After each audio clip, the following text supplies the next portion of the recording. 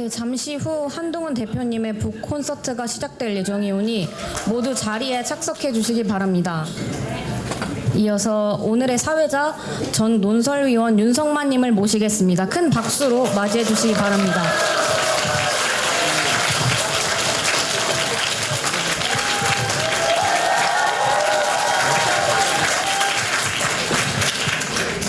예, 안녕하십니까.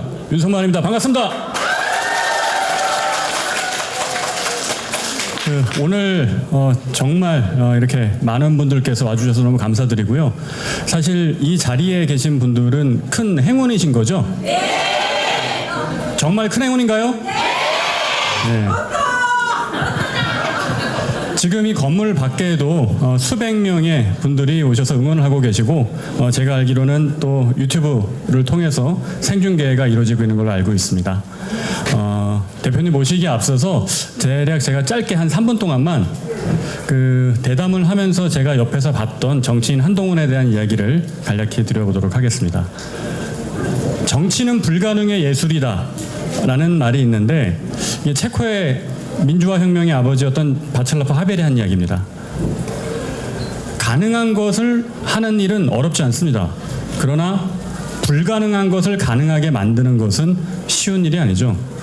그러나 우리 역사 속에는 그런 사례들이 있었어요. 예를 들어 고려 시대에 이제 서희가 외교 담판으로 강동 육주를 얻어낸 것, 그리고 지금 대한민국이 6.25 전쟁이라는 참사를 겪고 산업화와 민주화를 동시에 이뤄낸 것, 그 누구도 가능한 일이라고 생각하지 않았습니다. 그러나 우리는 해냈죠. 하지만 지금의 정치 현실을 보면 가능한 것도 불가능하게 만들어버리는 것 같습니다. 왜 그럴까요? 정치가 명분과 도덕을 잃고, 정치가 비전과 철학을 잃고, 자신의 이익만 쫓아서, 본인의 권력만 쫓아서 가다 보니 온갖 모략과 암약이 난무하는 그런 세상이 됐기 때문 아닌가 싶습니다. 하지만 누군가는 그래도 옳은 곳을 향해 가야 됩니다. 정치가 비전과 도덕이 없다면 그곳은 무덤일 것입니다. 제가 처음 정치인 한동훈과 대담을 한 이유에 대해서 책에 이렇게 썼습니다. 정치하는 이유가 뭐냐고 물었을 때 제대로 답할 수 있는 사람은 많지 않다. 그러나 정치인 한동훈은 자기만의 철학이 뚜렷했다. 비상계엄을 온몸으로 막았고 폭주하는 다수당의 횡포에 맞서 싸웠다. 오직 국민을 위해서였다. 여기 와주신 동료 시민 여러분, 여러분은 시장의 소비자보다 고결한 분들입니다. 단순히 먹고 사는 것 이상의 품격과 가치를 갖고 계신 분들입니다. 옆에서 본 정치인 한동훈은 그런 사람이었습니다.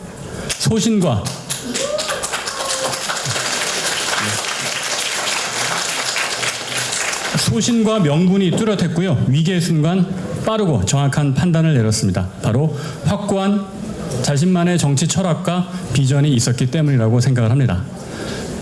예고편이 길면 안 되겠죠? 네. 이제 대표님을 모셔볼 텐데요. 오늘 토크 콘서트의 주제가 안녕 대한민국입니다. 안녕 대한민국은 구시대에는 굿바이, 그리고 새시대에는 헬로우.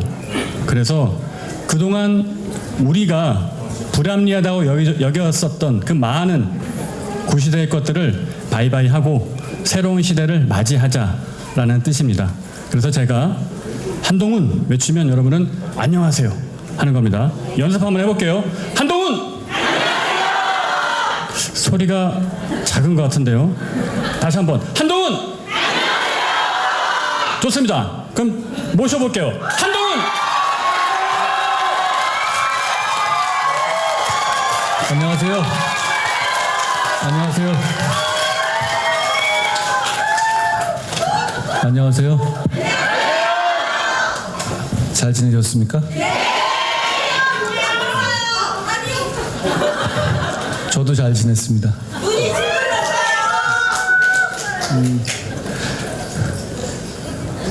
저를 지키 기대하지 마십시오. 제가 여러분을 지키겠습니다.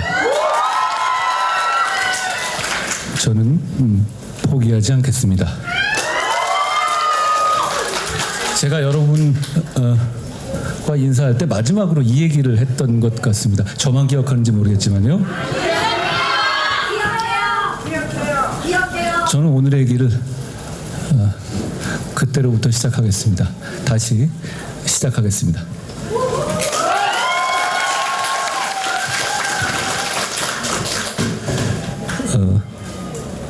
제가 바쁘게 살았더라고요. 이렇게 젊은 시절 이후에 제 생활을 돌아보니까 12월 24일 크리스마스 이브하고 크리스마스를 그냥 온전하게 쉬어본 적이 단 한 번도 없더라고요. 대개 일을 하고 지냈던 것 같습니다. 그 작년에는 비상대책위원장으로 가게 돼서 어떻게 해야 될지를 고민하고 준비하면서 지냈고요. 그 이전에도 계속 일을 하면서 보냈습니다. 그런데 이번 크리스마스는 완전히 처음부터 끝까지 제 시간이었어요. 제 집에서 가족들도 바쁘고 해서 저랑 놀아줄 것도 아니어서 크리스마스 이브하고 크리스마스에 집 주변에 있는 카페에서 혼자 책을 좀 보고 그랬거든요. 근데 그때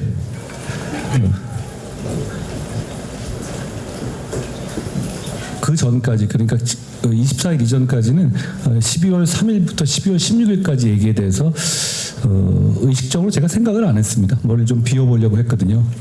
그런데 24일 날 혼자 이렇게 있는데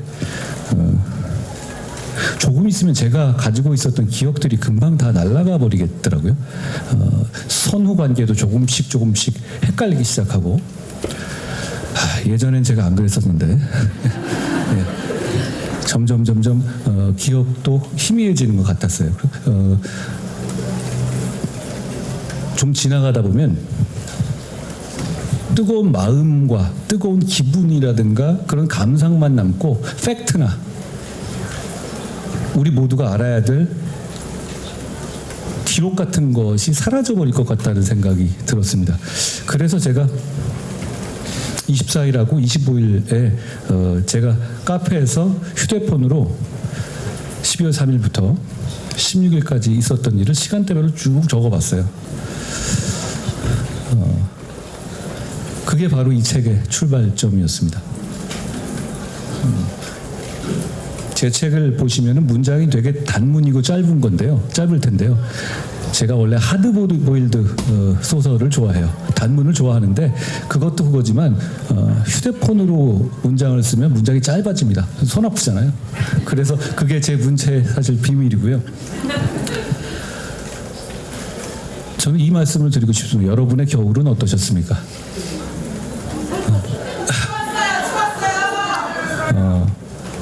저도 많은 생각을 하면서 보냈는데요. 우리 대한민국에서 지난 겨울을 보내면서 많은 분들이 고통스럽고 많은 분들이 안타까우셨을 거라고 생각합니다. 저도 그런 마음이었어요. 그 점에 대해서 대단히 죄송스럽게 생각한다는 말씀을 먼저 드리고 싶어요. 진심입니다. 이런 일이 일어나면 안 되는 거였습니다. 그리고 기왕 이렇게 이런 일이 일어난 상황에서는 지금 어떻게 해야 좋은 미래로 갈 수 있을지를 궁리하고 그 길을 찾아서 용기 있게 결단하고 헌신하면서 나아가야 할 때라고 생각합니다. 제가 여러분과 함께 그 일을 하고 싶습니다.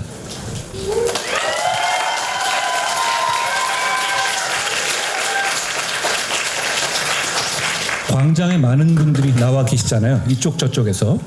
그리고 그 광장에 나오는 인파들을 불편해하시는 시민들도 많이 계시죠. 지금 이런 에너지가 나오는 건 우리 모두가 위험을 느끼고 불안해하기 때문이라고 생각합니다. 한쪽에서는 계엄령이 선포됐고 한쪽에서는 29번의 탄핵이 시도됐잖아요. 이런 시기가 없었습니다. 점점 말은 잔인해지고 있고 쓸 수 있는 무기는 다 쓰는 이런 상황까지 됐죠. 그리고 이대로 가다가는 정말 위험한 사람에 의해서 정말 위험한 정권이 들어설 수 있다는 불안감이 많은 사람들을 관통하고 있다고 생각합니다. 그게 저는 지금 이 광장과 우리 많은 국민들의 마음을 뒤덮고 있는 문제라고 생각합니다. 그 점에서 사실 우리는 이제 공통점을 찾는 작업을 할 때가 되지 않았나 생각합니다. 좋은 나라 만들고 위험한 나라가 되는 것으로부터 우리 스스로를 우리 모두가 우리 미래를 구하는 것을 생각할 때가 됐다고 봅니다.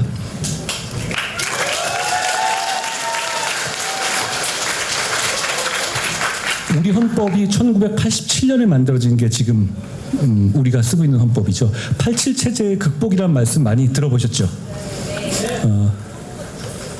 여기 87년에 굉장히 어리셨던 분들이 많이 계실 것 같은데요. 태어나지 않았던 분도 계실 것 같고요.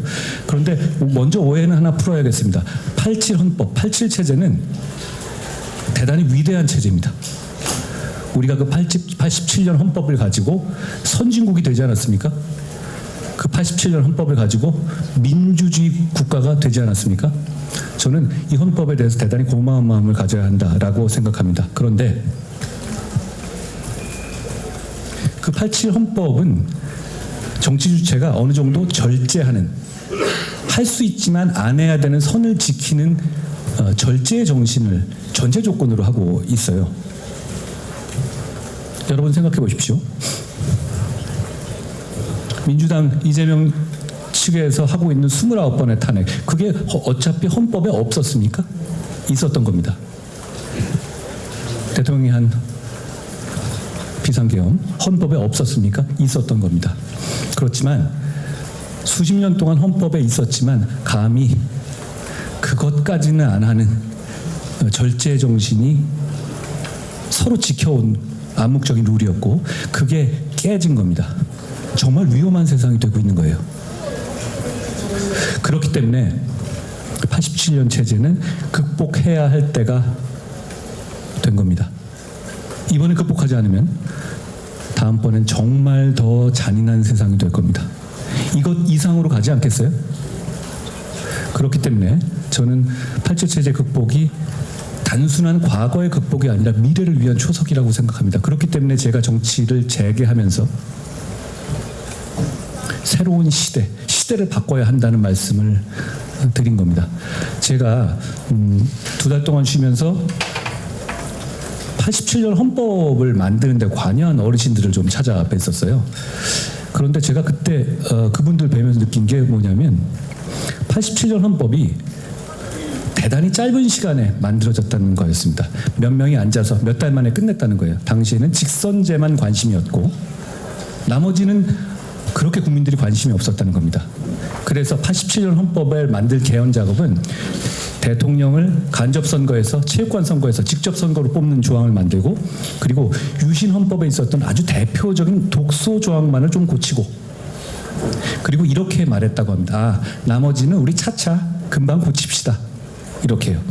시대에 맞지 않는 조항들이 많이 있었지만 이거는 우리 급하니까 일단 이렇게 하고 곧 우리 이번 정권에서 제대로 고칩시다 라고 했다는 겁니다. 그게 벌써 87년 이래 거의 40년 가까이가 지나고 있는 겁니다.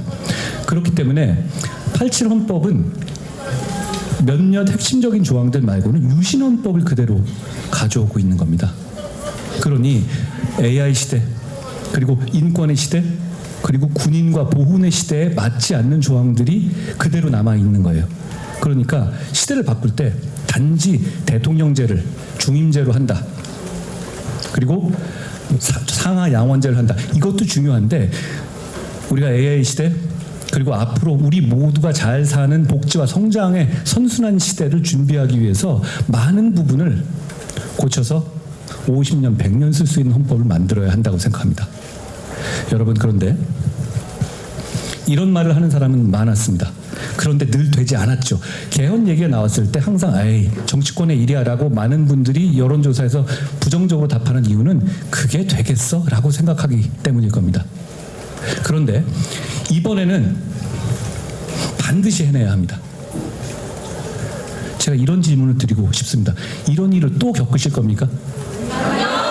이런 일을 또 겪게 되면 대한민국의 미래는 없습니다. 여러분, 의료 사태, 트럼프 대통령이 온 이후에 국제적인 관계의 문제, 경제 성장률의 저하의 문제, 서울 집값 상승의 문제, 대단히 중요한 문제들이죠. 그런데 언론 지면에서 잘 안 보이죠? 계엄이니 탄핵이니 이런 이슈들이 다 장악하고 있잖아요, 언론 지면을. 그럼 과연 우리가 진짜 해결해야 될 이런 우리 민생의 문제들, 미래의 문제들이 없어진 겁니까? 아닙니다. 정치의 문제, 정치가 해결하지 못하고 있는 장애물 때문에 뒤로 치워져 있는 겁니다. 저희는 다시 그걸 끌어올려야 하고, 그걸 하기 위해서 과거를 극복하고 계엄의 바다를 건너야 한다는 말씀을 드리고 싶습니다. 그렇지 않으면 새로운 미래로 갈 수 없기 때문입니다. 그렇게 개헌을 하는 방법은 왜 지금까지 개헌이 안 됐을까요? 저는 이렇게 생각합니다. 모두가 새로운 시대의 주인공이 되고 싶어 하는 욕심이 있었기 때문이라고. 그런데 새로운 시대는 구시대를 온몸으로 정리하겠다, 구진일로 정리하겠다는 희생과 헌신이 없으면 절대 열리지 않습니다. 나까지만 충분히 뽑아먹고 다음부터 하자, 이런 마음으로는 절대 새 시대가 열리지 않습니다. 결국 누군가의 희생이 필요하고, 누군가의 구진일이 필요하고, 누군가 구시대 87 체제의 문을 닫는 구진일의 역할을 해야 하는 겁니다. 저는 그런 면에서 앞으로 새 시대를 준비할 사람은 그런 희생의 정신을 다짐하고 국민들께 약속해 드려야 한다고 생각합니다. 그래야만 87 체제를 정리할 수 있고 새 시대의 문을 열 수 있습니다. 이번에는 반드시 시대를 바꿔야 합니다. 선수 교체만 가지고는, 선수만 교체해가지고는 우리는 더 잔인해지고 더 표독스러워질 겁니다. 그리고 그 과정에서 우리의 진짜 중요한 문제들은 모두 숨겨지게 될 것이고 우리는 역사의 뒤안길로 뒤처지게 될 겁니다. 그렇기 때문에 선수 교체가 아니라 시대 교체를 꼭 해야 한다는 말씀을 드리고 싶었습니다. 여러분 모두 다 아시는 말씀이겠지만 그래야 우리 모두 좋은 나라 만들 수 있지 않겠습니까?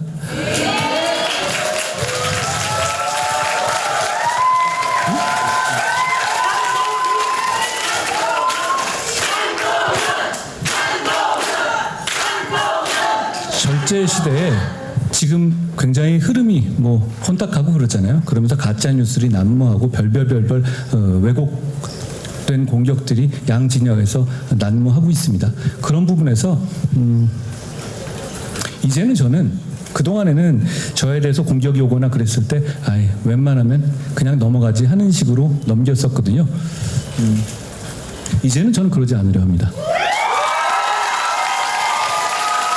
왜냐하면 잘못된 정보가 팩트를 대신하는 지금의 상황을 개선해야 한다고 생각합니다. 예를 들어서 저는 이런 얘기가 도는지도 솔직히 잘 몰랐었는데 제가 친중 정치인이다 이런 얘기를 하더라고요. 저는 그거를 본 분들이 내가 그동안에 해온 일이 있는데 라고 설마했어요. 그런데 이거를 그냥 팩트 대신에 믿고 있는 분들도 많이 계시더라고요. 여러분, 제가 이것만 말씀드리죠. 적국에만 해당되는 간첩법 조항, 외국, 그러니까 중국까지 포함하는 거죠. 그 조항을 바꿔야 한다고 제일 처음 얘기하고 끝까지 밀어붙인 게 누굽니까?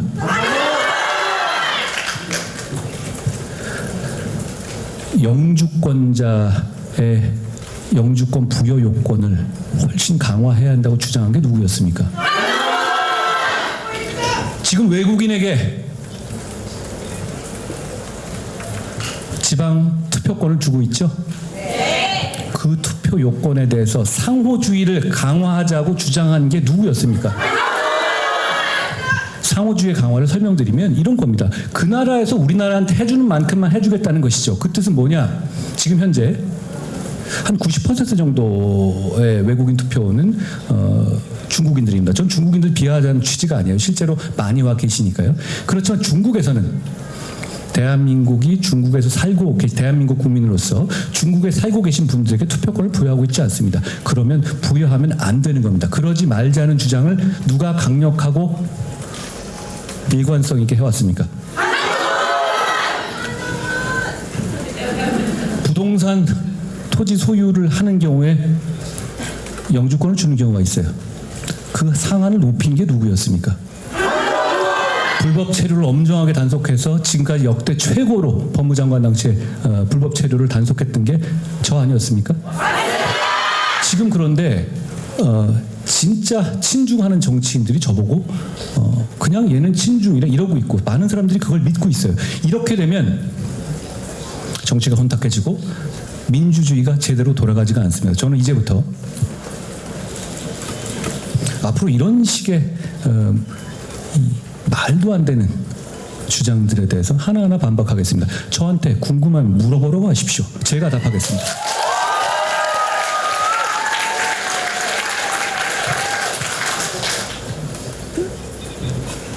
저한테 정치 왜 하느냐라고 물어봤을 때 저는 항상 이렇게 답해왔습니다. 앞으로도 그럴 거고 제가 정치 끝날 때까지 똑같은 말을 할 것 같아요.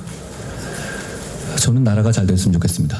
그 마음이고 그 마음을 같이 하는 분들께서 많이 와주셔서 든든하고 고맙습니다. 저는 여러분과 함께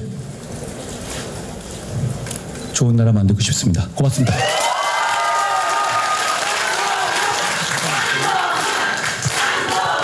네, 여러분 그 한동훈 대표 오랜만에 뵈니까 기분 좋으시죠? 다시 한번 큰 박수 부탁드리겠습니다. 오늘 이 자리에 정말 소중한 분들 많이 와 계신데요. 두 분만 저희가 좀 소개를 좀 드리고 가고 싶습니다. 이 자리에 일단 최고령 가장 인생 선배님 와 계신데 38년생이십니다. 38년생이신 홍봉주 할머님 어디 계신가요? 네, 홍봉주 할머님. 네.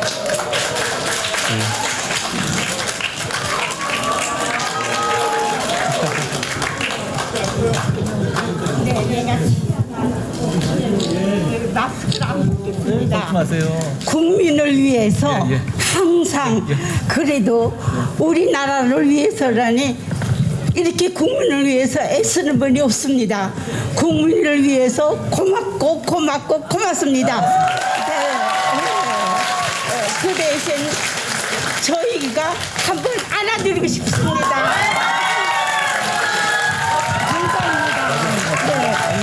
하늘에서 와주십니다. 추운데 너무 추운데 홍봉주입니다. 이름이 멋지십니다.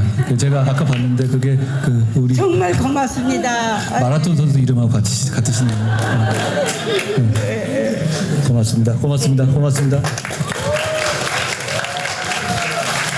네, 그리고 한 분만 더 소개해드리고 싶은 분이 계신데요. 이분은 방금 소개해드린 홍봉주 할머니보다 한 살 어리십니다. 39년생이신데 이분께서는 지금 현재 그 투병 중이신데도 불구하고 세종시에서 택시를 대절해서 오늘 이 자리에 와주셨습니다. 자, 39년생 권월희 할머님 어디 계십니까? 네.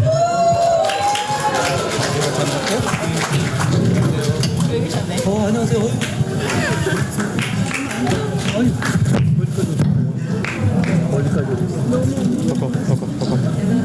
저 아시죠? 편지까지 주셨어요? 엄마. 고맙습니다. 아프시다면서요? 엄마가 작년에 진상 받으셨는데 대표님하고 대표님 모습 보면서 잘 견디셨거든요. 고맙습니다.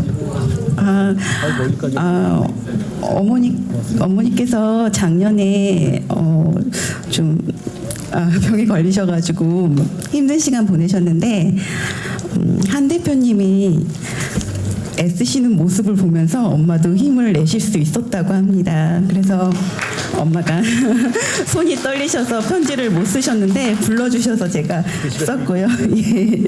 그리고 그러니까 잘 봤습니다. 한 대표님 땀 흘리는 모습이 너무 안쓰럽다고 엄마가 손수건을 선물했습니다. 정말 셋째 딸이 한 대표님하고 같은 나이인데 정말 아들 같다고 늘 정말 대표님 보면서 예. 그리고 이제 엄마가 살 날이 살아갈 날보다 적으니까 마지막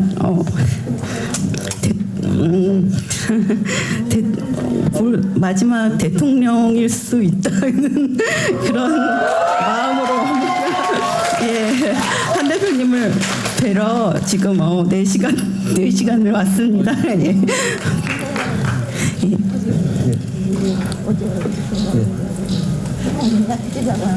아니에요. 너무 약해지지 말라고. 아무튼 내가 잘하겠습니다. 한 대표님도 엄마도 건강하고 그렇게 됐으면 좋겠습니다. 예, 승리하시길 바랍니다.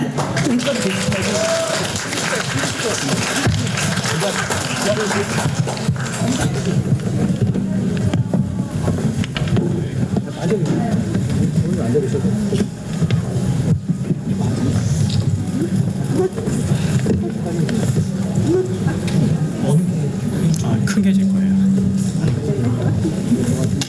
고맙습니다. 제가 손수건 사실 손수건 안 쓰는데요. 제가 이제부터 손수건 다 들고 다니겠습니다.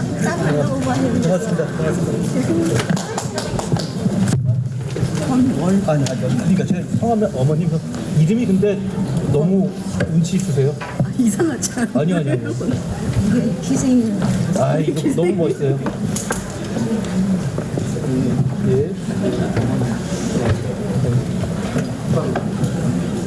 잠깐만요. 혹시 조태현 의원님 왔습니다.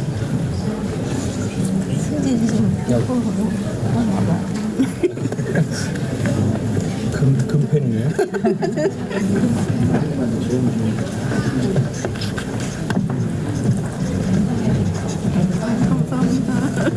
고맙습니다. 감사합니다.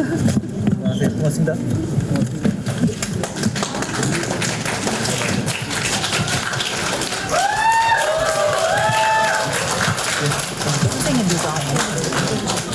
어느 분 마이크?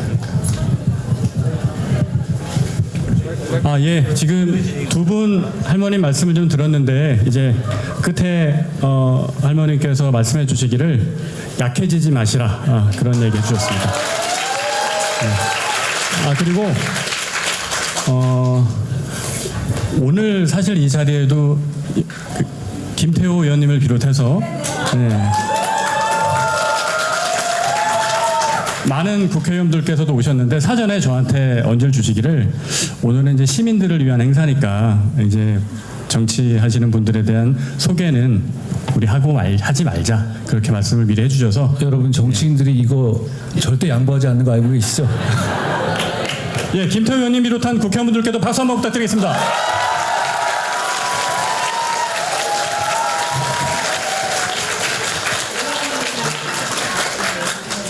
네, 그리고 이제부터 본격적으로 북토크를 시작할 텐데요. 오늘의 순서는 이제 3개 파트로 나뉩니다. 첫 번째는 책 속에 있는 명문장을 여러 독자들께서 또 저 또한 이제 선별을 좀 해봤고요. 그래서 그 명문장을 읽고 그 명문장에 대한 우리 저자님의 설명을 좀 들어보도록 하겠습니다. 그리고 두 번째는 앞서 제가 안녕 대한민국을 말씀드리면서 굿바이 구시대, 헬로우 새시대 이렇게 말씀드렸잖아요. 그래서 우리가 구시대에 무엇을 안녕하고 새시대에 어떤 것을 맞이할 건가. 그래서 그 대담으로 30분 진행하고 그리고 마지막 세 번째 30분은 여러분들이 입장하시면서 각자 질문하시고 싶은 것들을 이제 게시판에 이제 붙여주셨죠. 그래서 그 부분 그 질문에 대해서 응답하는 시간 가져보도록 하겠습니다. 자, 여러분 재미있겠죠? 네. 그럼 지금부터 시작하겠습니다. 네.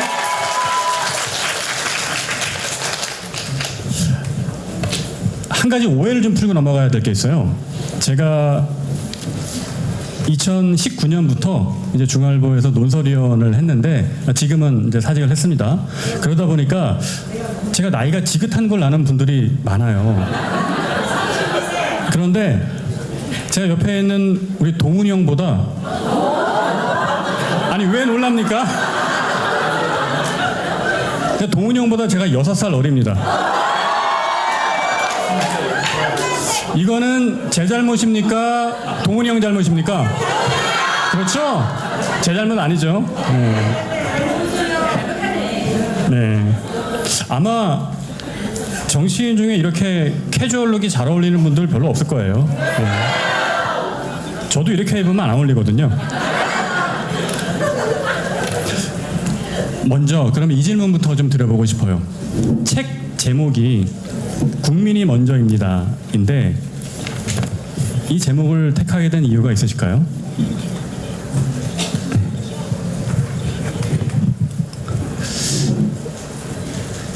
제가 처음에 정치 시작할 때 이렇게 얘기했던 것 같아요. 처음 이제 그 비상대책위원장을 수락하면서 우리가 선당 후사란 말 굉장히 많이 쓰잖아요. 그런데 선당 후사보다는 뭐 당보다도 사실 국민을 먼저 앞세워야 한다. 국민 먼저다 이런 생각으로 선민 후사라는 말을 만들어서 썼거든요. 근데 저는 그냥 만들어 쓴 말인데 옛날에도 좀 한두 번 나온 말이긴 하더라고요. 그 생각을 하면서 저는 초심을 생각했습니다. 그리고 제가 12월 3일부터 16일까지 좀 힘들었거든요. 어떤 면에서 힘들었냐면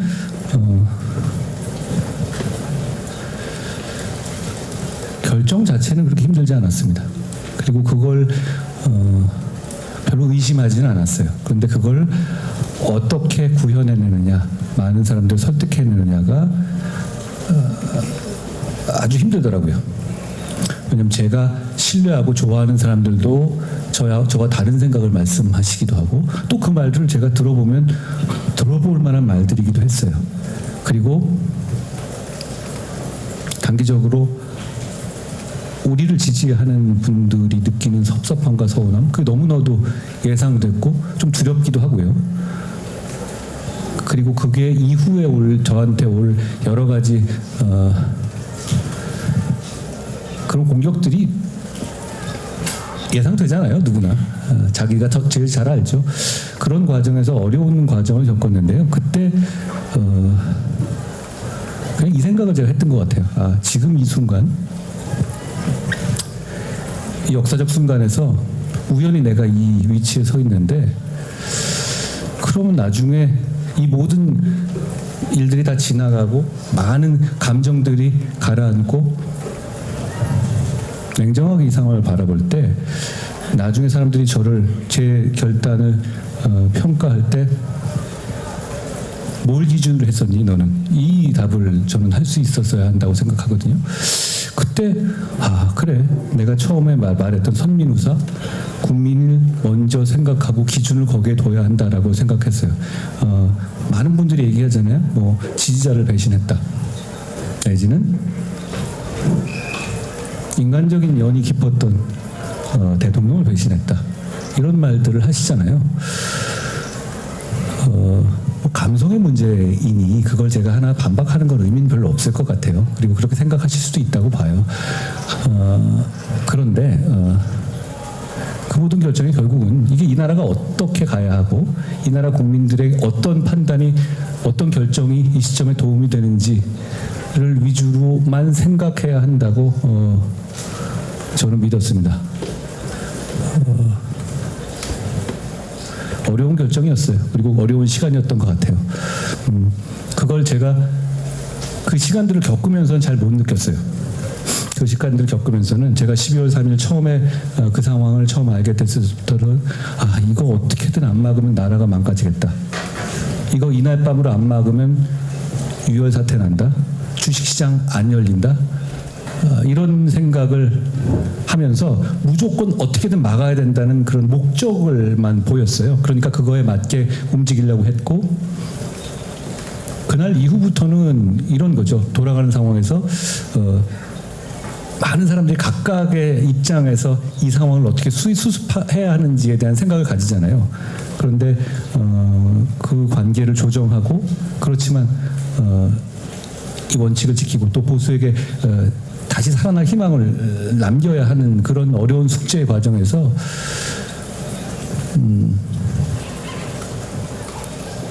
그때도 그냥 목적만 보고 달렸는데 지나고 보니까 이거 되게 어려운 상황이었구나라는 회고를 하게 됐습니다. 그런데 지나고 봐도 저는 국민을 먼저로 그 기준은 지켰던 것 같습니다. 그런 의미에서 그냥 책 제목을 줬던 것 같습니다. 이상했나요?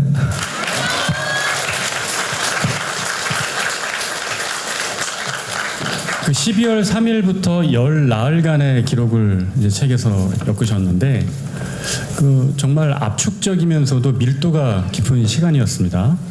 그리고 책에 여는 글이 좀 많이 화제가 됐던 것 같아요. 그래서 그 문장에 보면 제가 첫 번째 소개할 문장입니다. 제가 읽어보겠습니다.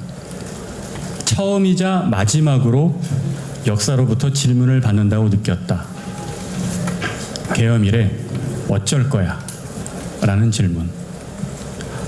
사실 저 20년 넘게 글을 쓰면서 살아온 제 입장에서 이 문장은 저한테 좀 충격적이었어요. 어떤 느낌이었냐면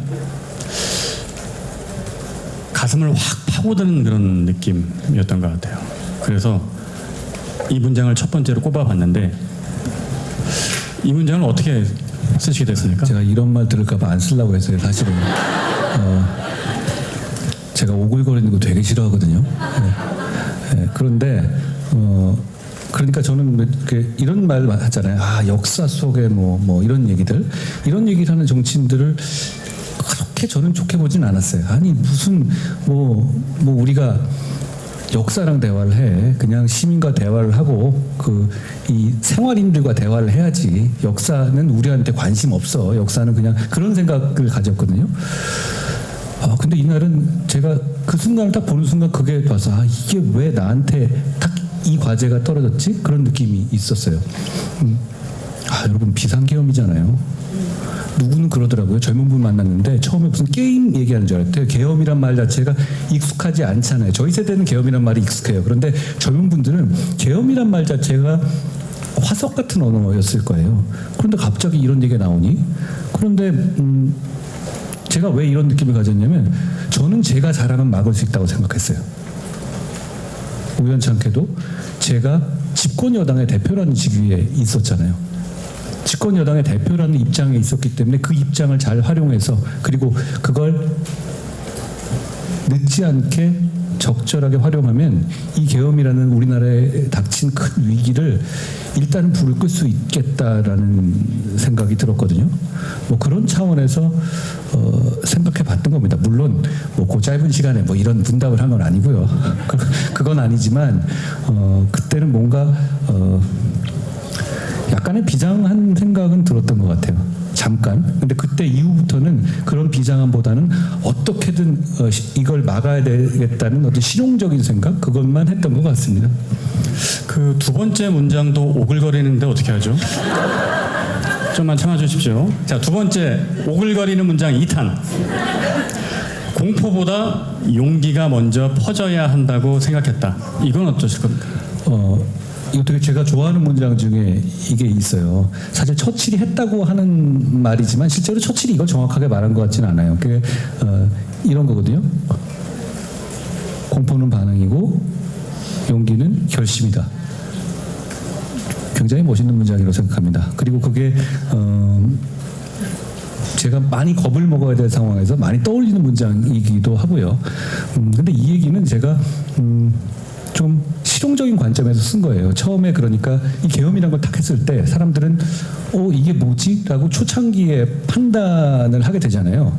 그런데 그 부분에서 저는 제가 굉장히 빨리 입장을 낸 이유가 이거는 이게 맞냐 아니냐가 아니라 이건 잘못됐고 빨리 막아야 된다는 쪽으로 다음 페이지로 확실히 국민들의 생각을 갈 수 있도록 도와드려야 그렇게 되면 좀 마음이 편해지잖아요. 이게 맞냐 아니냐로 가게 되면 이 계엄은 해제되지가 않습니다.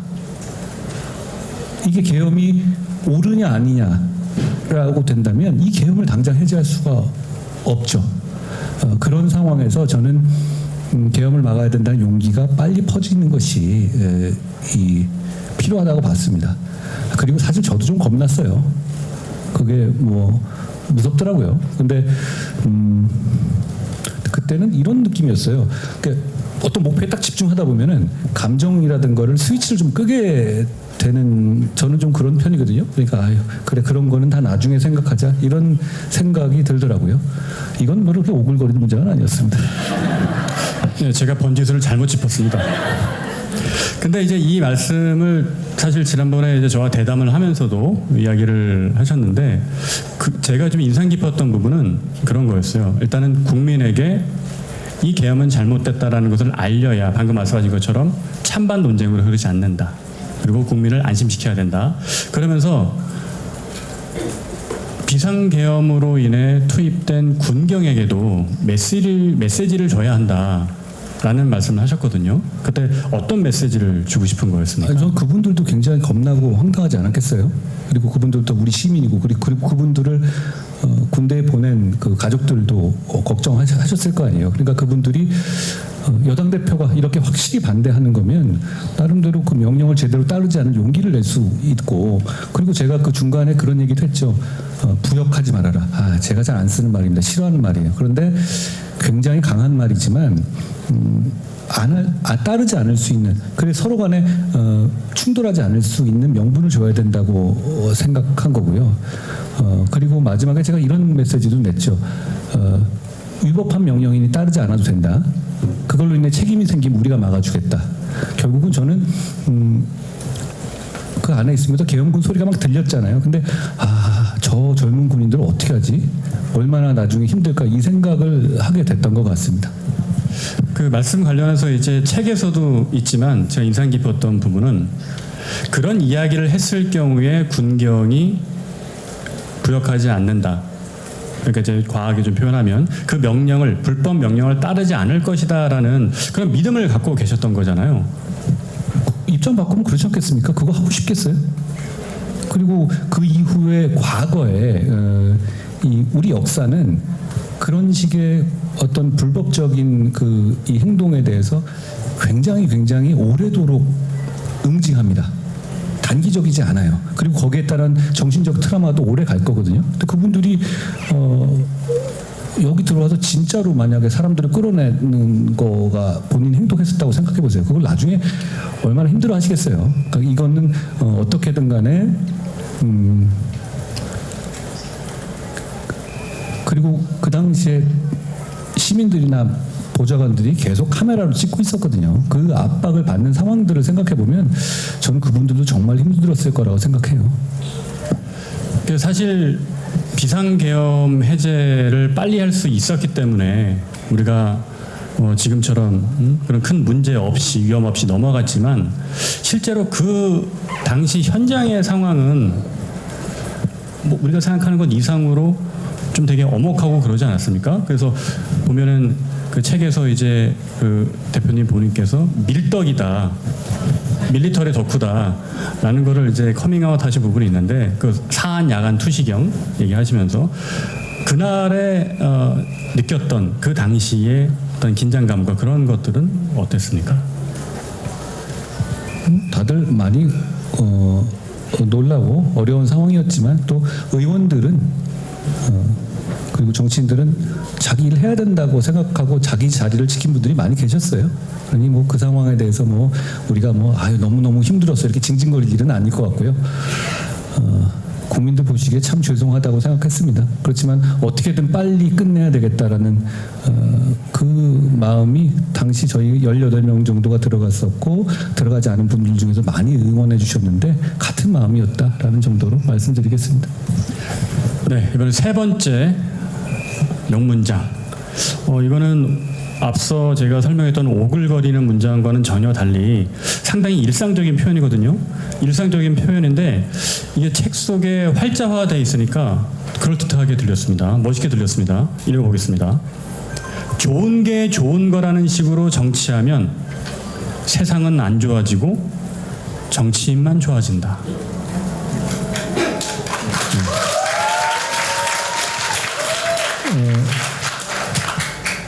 제가 한 선택들에 대해서 좀 불편해하시는 분들도 꽤 계시잖아요. 근데 그렇게 안 했으면 저는 더 편했을 거예요. 그렇지 않습니까? 근데 저는 제가 얼마나 이 정치를 그리고 중요한 위치에서 할지 얼마나 할지는 모르겠어요. 그건 여러분께 달려 있습니다. 그렇지만 그 과정에서 임무에 집중해야 한다고 생각하거든요. 조금 불편해지고 조금 손해 보더라도 우리 전체 공동체가 좀 나아지는 방향으로 움직일 수 있도록 뭐든 해봐야 된다라는 게 제 생각이고 선택이에요. 그리고 그런 선택을 하는 분들이 더 많았어야 한다고 생각합니다. 그래야 나라가 좋아지죠. 그리고 정치를 하다 보면 이런 상황이 들어요. 또 정치도 인간들끼리, 정치인이나 인간들끼리 하다 보면 그 관계의 설정이나 그리고 동조 압박, 동료 압박 같은 게 있거든요. 그러니까 옆에 사람들이 의식되거나 아니면 이 사람들과 관계라든가 이런 거 있었을 때 정답적으로 가지 않고 조금 더 둥글려서 가는 거를 선택하기 쉬워요. 처음엔 제가 몰랐는데 그게 뭔지 알겠어요. 그리고 그게 생각보다 굉장히 힘든 장벽이라는 것도 제가 이해하겠어요. 그런데 좋은 정치하고 큰 정치하려면 그 장벽은 넘어서야 한다고 생각해요. 왜냐하면 우리끼리 좋자고 하는 게 아니라 정치가 공동체, 그리고 국가, 그리고 국민을 좋게 하자고 하는 거잖아요. 그런 차원에서 저는 뭐 제목도 비슷한 거지만 국민이 먼저입니다라는 제목처럼 그 판단이 필요한 것 같습니다. 예를 들어서 제가 대통령님과 좀 다른 생각을 외부적으로 많이 보였던 부분이 이런 거잖아요. 김건희 여사님 문제, 의료 사태 문제, 명태균 사태 문제, 이종섭 황상무 사태 문제, 김경수 복권 문제, 뭐 이런 정도예요. 그런데 그 사람들은 명백히 대통령이 잘못 판단하고 계셨던 거예요. 그리고 그걸 그렇게 잘못 판단하고 계시다고 국민들도 다 인식하고 바꿔달라고 소리치고 있었고요. 그럼 그 상황에서 저는 제가 불편해지고 공격받더라도 그걸 어떻게든 간에 조금이나마 궤도 수정을 하기 위한 일을 한 겁니다. 제가 그거 안 했으면 훨씬 더 편하게 정치했을 것 같아요. 그렇지 않습니까? 저는 대통령님과 굉장히 오랜 세월을 서로 많은 일을 겪었잖아요. 그리고 신뢰하면서 왔잖아요. 그러니까 그런 신뢰를 서로 간에 어떤 그런 감정을 상하면서까지 그렇게 하기가 저도 굉장히 어려웠어요. 그런데 저는 정치하겠다고 나온 거잖아요. 그리고 충성의 대상은 국민이어야 하는 것이고요. 그렇기 때문에 그런 선택을 했던 겁니다. 일각에서 제가 왜 그런 선택을 해서 이렇게 잡음을 만들었냐 이렇게 말하는 분들도 계시는데요. 저는 그 말에는 제가 다른 말은 다 듣고 다 경청하겠지만 그 말은 동의하지 않습니다. 오히려 저처럼 여러분 권력도 잘못된 길을 갈 수가 있어요. 판단 잘못할 수 있죠. 그럴 때 옆에서 직언하고 이러면서 바로 잡아가는 게 좋은 정치입니다. 그렇죠? 저는 오히려 지금 이렇게 상황이 어려워진 것에 대해서 너무 안타깝지만 오히려 저처럼 직언하는 분이 더 많았어야 한다고 생각해요. 오히려 그렇지 않고 그냥 기분 맞추고 자리 같이 하고 그게 잘못된 거였어요. 저는 다 사정이 있었겠지만 대통령님 자주 만나고 이런 분들이 많았잖아요. 그걸 자랑하면서 다녔던 분들 많잖아요. 그렇죠? 저는 그분들이 그 시간에 직언을 했었어야 한다고 생각해요.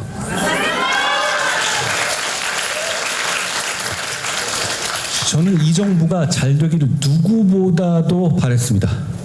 진심입니다. 왜냐하면 만들 때 제가 문재인 정부 말기에 거의 대통령님을 대신해서 얼마나 많이 공격당했습니까? 4번 좌천당했고 2번 압수수색당했습니다. 구속 직전까지 갔었죠.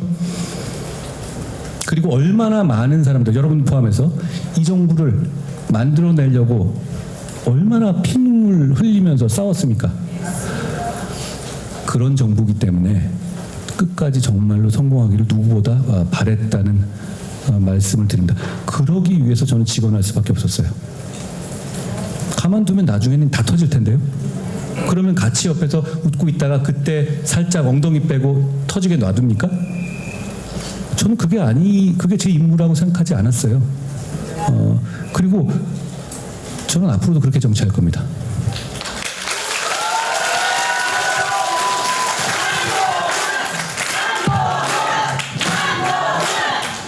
네.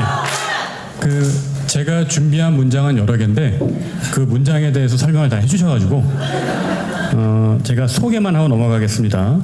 큰 결정은 과감하고 명분 있게, 작은 결정은 소심하게 하자. 그 다음 문장, 문제를 내는 것도 국민이고 정답을 내는 것도 국민이다. 앞서 말씀하신 것처럼 국민이 먼저입니다 라는 취지의 설명이 다 되는 것 같습니다. 마지막으로 제가 제일 좋아하는 문장 한 가지만 소개하고 그 설명을 한번 들어보겠습니다. 사람의 마음으로 공간이 채워진 세상에서는 비처럼 가장 빠르고 효율적인 길을 찾아 움직이는 것이 정답이 아닐 때가 많다. 되게 철학적인 질문 같아요. 이것도 되게 오글거리는데요. 제가 물리학 덕후거든요. 네. 물리학의 좋은 점은 다른 것까지는 다 이제 이해가 가고 직관으로 하는데 이제 일반 상대성 원리부터 양자론 이렇게 가면 잘 모르겠어요. 근데 계속 보잖아요. 그럼 이해한 것 같은 착각이 들어요. 양자론도 보면 계속 뭐 슈레딩거의 고양이 뭔 소리인지 모르겠는데 이걸 막 보다 보면 이걸 내가 이해한 것 같은 착각이 들거든요. 근데 아니죠. 그걸 제가 다른 사람한테 설명해 보면 알아요. 이건 내가 모르고 있구나. 근데 세상이 그렇게 이해하지 못하는 원리로 짜여 있다는 거잖아요. 너무 매력적인 것 같아요. 근데 이 말은 제가 왜 썼냐면 제가 3일부터 16일까지의 여러 결정의 과정 중에서 몇 군데서 이건 내가 괜히 참을 걸. 역시 나의 한계는 여기야. 이런 느낌이 든 게 몇 번 있었어요. 그런데 다시 곱씹어봐도 그 결정의 내용에 대해서 제가 후회하는 건 없습니다. 그건 제가 비난을 감수할 것이고 비판을 감수할 것이고 그건 제가 정치적인 결단이고 다시 돌아가도 그렇게 하겠습니다. 그런데 이게 제가 목적이 있고 그 정보의 차이가 있잖아요. 국민들이 보시는 거랑 다른 의원들이 보시는 것과 저는 그리고 대통령님도 잘 알기도 하고 그리고 정보가 당대표로서 굉장히 많이 쌓여있는 상태이기 때문에 정보의 차이가 큽니다. 그래서 제가 위험을 조금 더 빨리 느낄 수도 있고 그리고 그 위험을 방지하기 위해서 더 빨리 움직여야 된다는 어떤 그런 절박함을 더 느낄 수도 있어요. 그러다 보니 직진해서 제일 빠른 길로 딱딱딱딱 문제를 해결하려고 노력을 하게 된 거죠. 왜냐하면 지금은 조금 웃으면서 얘기했지만 그 당시에는 여러 가지 절박한 상황들이었단 말이에요. 우리가 망각해서 그렇지 그때 상황을 한번 보십시오. 그렇게 만만한 상황이 아니었고 그때 상황은 여기 우리 언론인들 많이 계시지만 그때 있었던 언론들의 보도를 그냥 가감 없이 양과 내용을 한번 날짜별로 보셔도 우리가 진짜 경랑의 역사를 거쳤구나라고 느끼게 될 겁니다. 그 과정에서 저는 상황을 수습하고 상황을 좋은 방향으로 이끌기 위해서 여러 결단을 하는데 지나고 보면 그냥 빛의 영역 그러니까 빛이 그거잖아요. 어느 쪽을 가든 간에 빛이 살아있는 것도 아닌데 제일 최단 거리를 찾아간단 말이에요. 그런 식의 효율적인 결정을 하려고 노력했어요. 근데 지나고 보니 그것보다는 조금 돌아가도 되지 않았나?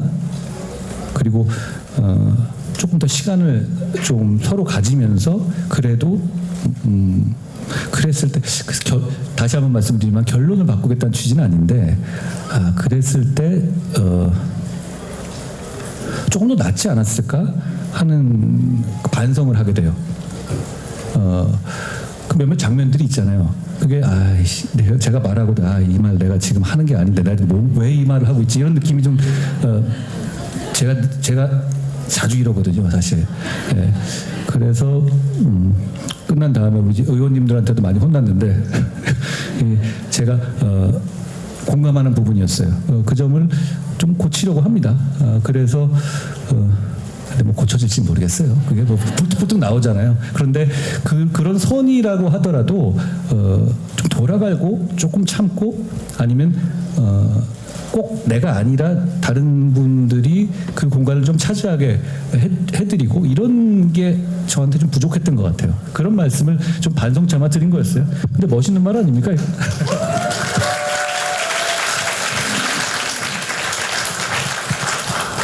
네, 이 밖에도 책에 명문장들 많이 있으니까 여러분들께서 직접 한번 찾아보시는 재미를 느껴보셨으면 좋겠습니다. 다 읽으셨습니까? 네. 네. 예, 고맙습니다. 자, 그래서 명문장 소개하는 시간 여기서 마쳐보고요. 이제는 책 속에 있는 내용을 중심으로 해서 구시대 빠이빠이하고 새시대 안녕해보는 이야기를 나눠보도록 할게요. 그럼 구시대를 빠이빠이 하려면 저는 이게 제일 궁금했어요. 그래서 대담 때도 이런 말씀을 드렸었는데 대통령의 이제 비상계엄 포고령에도 보면 이제 자유민주주의를 지키기 위해서 한다라는 얘기가 있었고, 그리고 광장의 집회에서도 자유민주주의라는 말은 빠지지 않습니다. 그러나 대표님을 포함해서 여기 계신 분들 모두 자유민주주의를 지키고 계속 수호해야 한다라는 마음은 똑같잖아요. 그러면 우리가 생각하는 자유민주주의가 서로 다른 건가? 라는 의문이 들죠. 대표님이 생각하는 자유민주주의는 뭡니까? 남의 자유를 존중하는 겁니다. 저는 자유민주주의가 내가 자유롭게 행동할 테니 괜찮다라는 취지도 아니고, 그리고 소위 말하는 자유진영이라고 하잖아요. 진영과 그 진영으로서 어느 나라는 자유진영, 어느 나라는 공산 전체주의 이런 의미도 아니라고 봐요. 이게 자유민주주의에서의 용어상으로 보면 이 자유라는 게 프리덤이 아니라 리버티잖아요. 그러다 보면 결국은 다른 사람의 자유를 권력이 제한할 때 법에 의해서만, 그리고 최소한의 방법으로만 제한해야 한다는 게 저는 핵심이라고 봐요. 그렇기 때문에 제가 비상계엄을 저지해야 된다고 나서면서 자유민주주의의 문제라고 한 것도 그런 이유입니다. 자유민주주의를 지키기 위해서 비상계엄을 한다는 말은 그래서 앞뒤가 안 맞는 겁니다. 왜냐하면 법에 정한 방식으로 최소한의 방법을 선택해서 다른 사람의 기본권과 자유를 제한해야 하는 것이거든요. 그 약속이에요. 자유민주주의는. 그 점에서 저는 안타까움을 많이 느꼈다라는 말씀을 드립니다.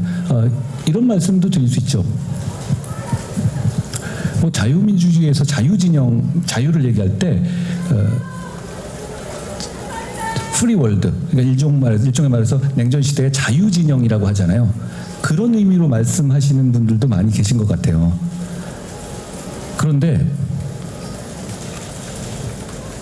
남미의 이 친미 독재 국가들 과거에 많이 있었잖아요. 그 나라들은 자유진영입니다.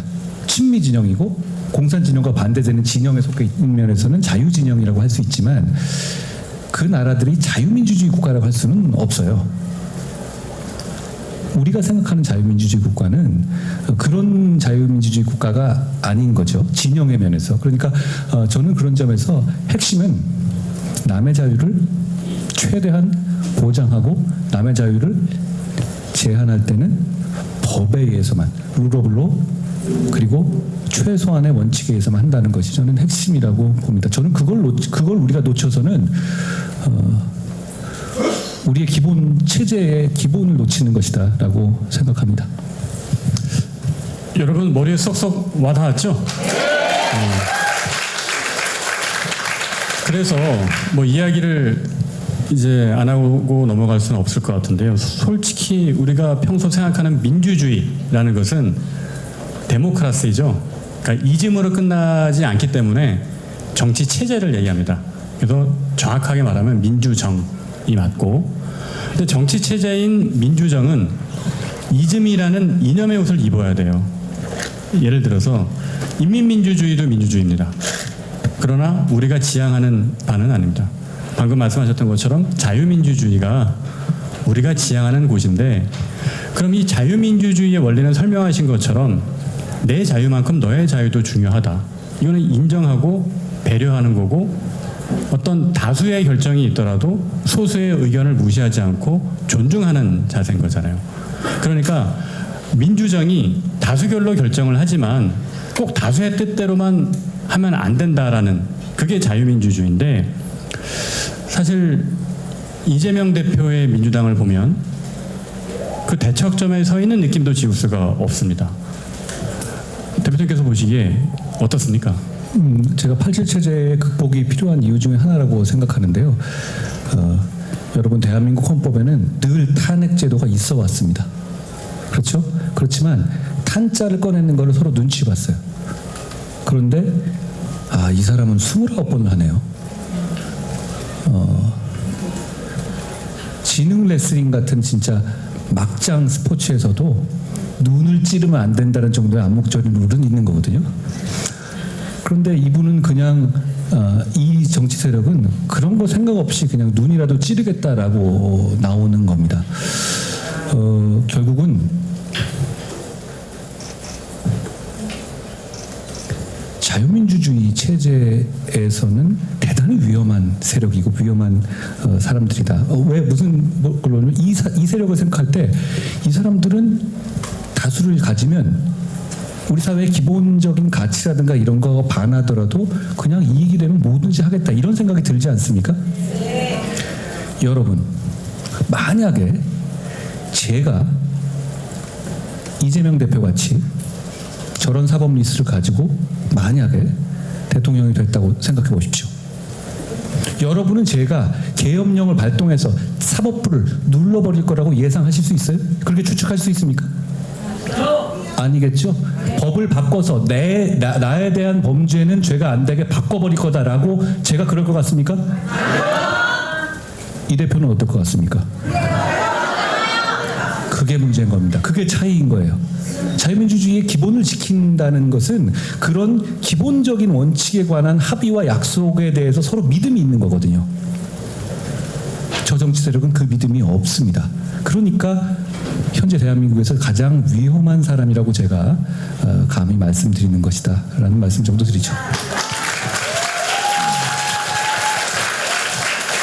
대표님 말씀에 참 모든 분들 공감하고 계시는데, 여기서 한 가지만 이제 바로 잡자면, 앞서 이제 제가 대통령이 되겠다면 이거는 그냥 일반적인 원론을 얘기한 겁니다. 제가 원론을 얘기한 겁니다. 원론일 수밖에 없는 게 제가 그런 사법 리스크가 없잖아요.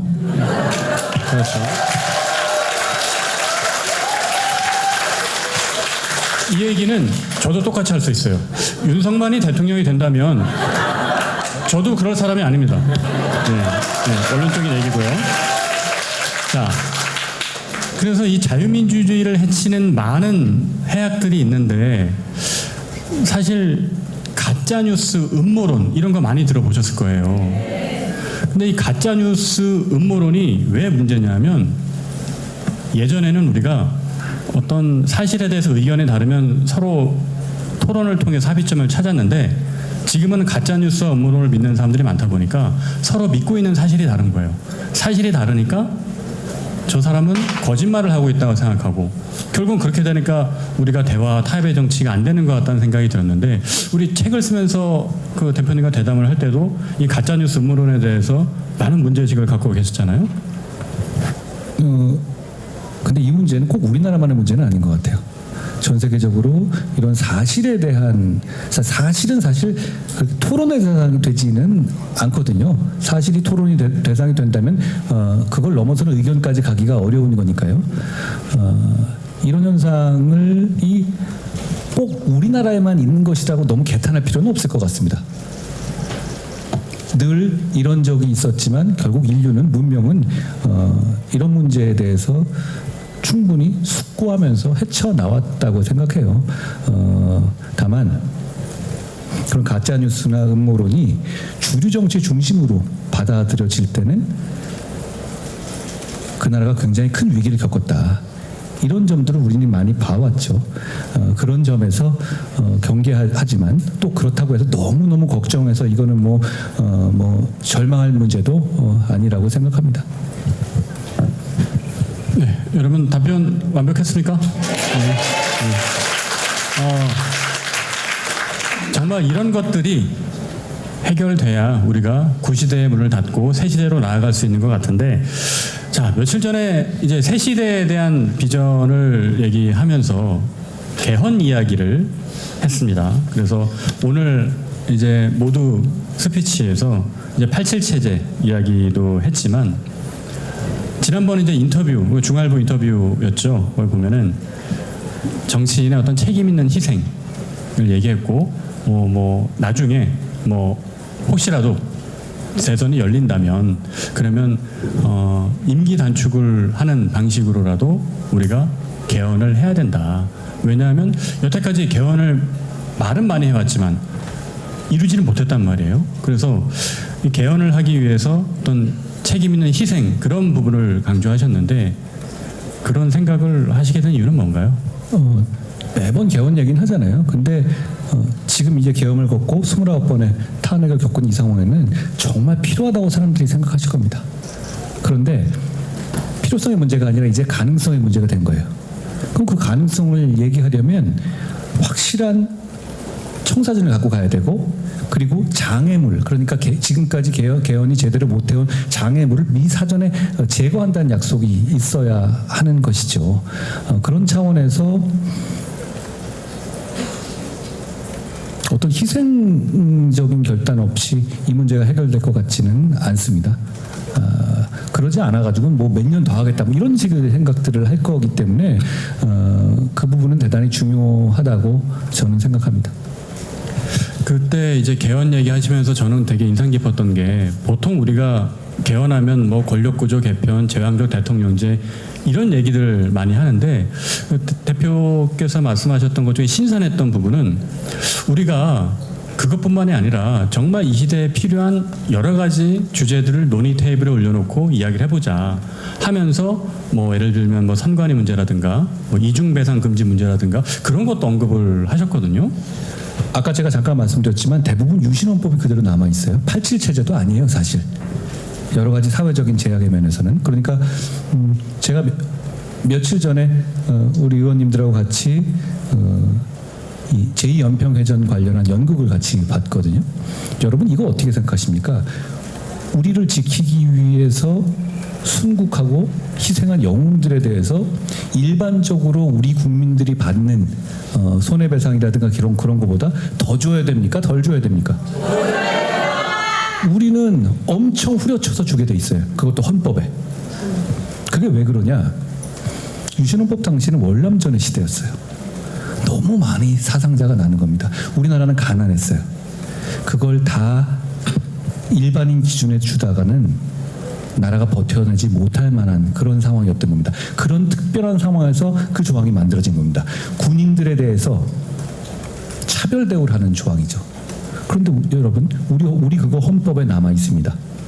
제가 당대표 때 몇 가지 개선을 했어요. 홍정기 일병 관련해서 가족의 위자료를 인정하는 법을 바꿨죠. 왜 그 가족의 위자료를 인정하는 식으로 편법을 갔냐? 본인의 문제는 헌법 때문에 못 건드리는 거예요.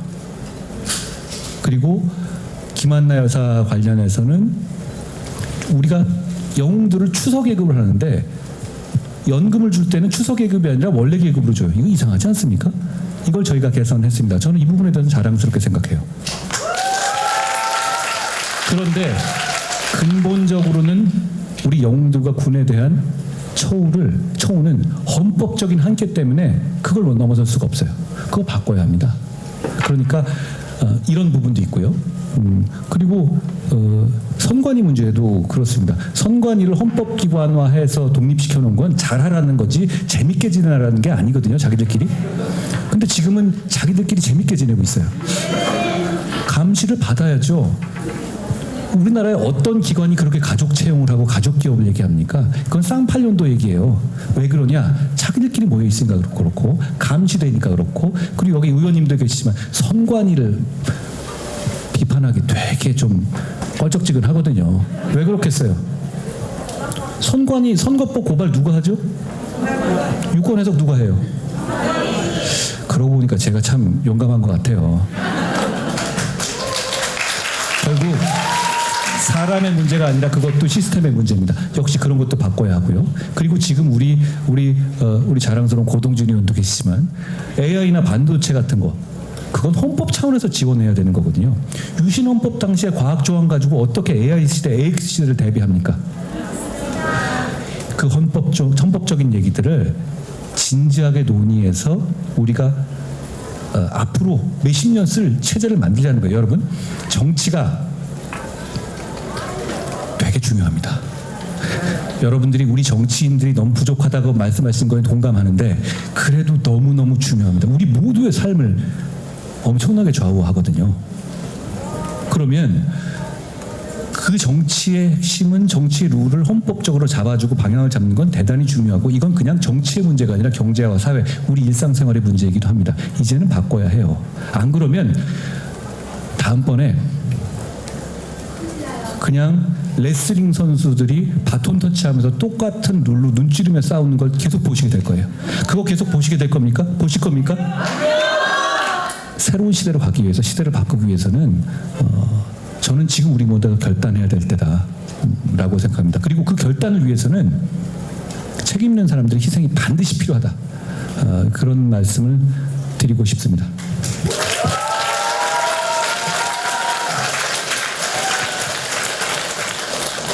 네, 개헌에 대한 방향을 이제 말씀하시면서 지금 이야기했던 이중배상 금지라든가 이런 우리 국민의 삶 속에 와닿는 이야기를 하는 개헌 논의를 저는 사실 들어보지는 못했던 것 같아요.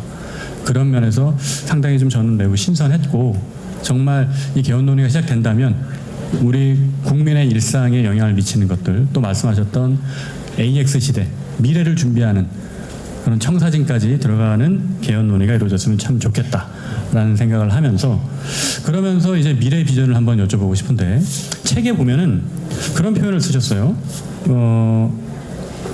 너와 나, 우리 모두가 행복한 나라를 만들고 싶다라고 했거든요. 이 말은 어떤 뜻입니까? 저는 경쟁을 장려해야 한다고 생각해요. 그게 우리 모두의 성장, 우상향 성장을 가져오거든요. 그런 면에서 성장론자입니다. 성장해야 됩니다. 그런데 지금 시대에서 그냥 성장하자, 너희들은 희생해라, 이거 안 먹힙니다. 그거 동의하시겠어요? 왜 성장해야 됩니까? 왜 성장해야 되죠? 우리 모두 잘 살기 위한 것입니다. 결국 복지도 성장을 통해서 복지를 해야 하는 것이고요. 근데 저는 이제 이런 생각을 가지고 있어요. 약자 복지 얘기를 많이 하잖아요. 저는 약자 복지라는 개념에는 그렇게 수긍하지 않습니다. 모두를 위한 복지여야 해요. 약자 복지만 강조하면 약자인 분들도 별로 기분 안 좋으시고, 그리고 복지라는 것 자체가 우리 모두를 얘기하는 거잖아요. 그런 면에서 제가 너, 나, 우리 모두를 말하는 것이 모두를 위한 복지를 해야 되고, 그러기 위해서 성장한다는 그런 어떤 목표의식을 공유하는 것이, 그러니까 성장의 목표가 그냥 대기업이 더 잘 살아지고 그냥 어디 TV 나갈 때 우리나라에 대해서 기분이 좀 좋은 느낌을 갖고, 이게 아니잖아요. 그 성장을 해서 우리 모두가 잘 살기를 바라는 거 아닙니까? 그 목표를 전 복지로 같이 묶어야 된다고 생각해요. 성장은 복지를 위한 도구이기도 합니다. 그리고 복지는 성장의 목표이기도 하고요. 그런 차원에서 복지만 생각해서 그냥 다 나눠 갖자. 주로 민주당이 그렇게 얘기하죠. 그러면 나라가 어떻게 되겠어요? 그런데 성장의 이유는 지속 가능한 복지를 위한 겁니다. 그런 목표의식을 공유하는 것이 저희가 지금 AX 시대에서 우리가 한데 뭉쳐서 앞으로 나아갈 수 있는 좋은 동기가 될 수 있을 거라고 생각해요. 그런 차원에서 말씀드린 겁니다. 제가 이해한 바로는 이제 성장과 복지가 선순환하는 구조를 만들겠다. 그리고 지금까지 우리가 성장 이야기를 계속 했는데 사실 성장의 목표가 무엇이냐라고 했을 때 마땅한 대답을 내놓기가 어려웠거든요. 그 목표는 복지를 위한 성장이고 또 성장을 견인하는 복지여야 한다. 우리 모두가 행복한 잘 사는 나라가 돼야 한다라는 뜻으로 이해를 했는데 근데 최근에 제가 좀 이상한 현상을 하나 목격했습니다. 2월 한 중순쯤이었던가요? 갑자기 이재명 대표가 뭐 중도 보수 뭐 이런 얘기를 했어요. 중도 보수 얘기하면서 성장해야 된다 이런 얘기 하다가 이 대표님이 나타나고 나서 그 얘기 안 해요 지금은. 이거 왜 그런 거라고 보십니까? 중도 보수든 뭐든 하라고 말씀드리고 싶어요. 잘 되면 좋죠. 그런데 그렇게 얘기하고 빠지지 말고 논의의 틀로 올라오십시오. 제가 얼마 전에 상속세를 말씀드렸죠. 우리 보수는 항상 세금 문제가 나오면 부자 감세의 틀에 묶입니다. 저는 상속세를 낮추자는 것이 부자 감세 얘기하는 것이 아니에요.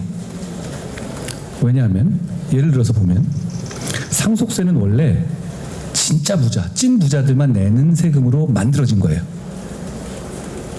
그런데 30년 동안 그 기준을 한 번도 안 바꿨어요. 30년 동안 집값이 얼마나 올랐으며 물가가 얼마나 올랐고 성장이 얼마나 됐습니까? 그런데 그 기준 그대로 가요. 그러니까 당초에 이 세금을 만들 때의 입법자들이 생각해온 것과 다르게 원래는 상속세를 안 내야 될 만한 사람들이 세금을 걱정하는 일이 많아진 거예요. 이 부분은 개선해야 되지 않겠습니까?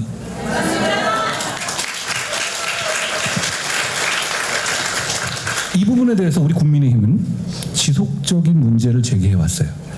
그렇지만 번번이 다수당인 더불어민주당에서 막혀왔죠. 그랬다가 지금 이재명 대표께서 상속세 얘기를 뭐 던졌어요. 18억, 마포 이런 데 생각하고 그분 계산이 빠르잖아요. 이렇게 하면 표가 어떻게 없다 이렇게 생각하시는 것 같은데 좋습니다.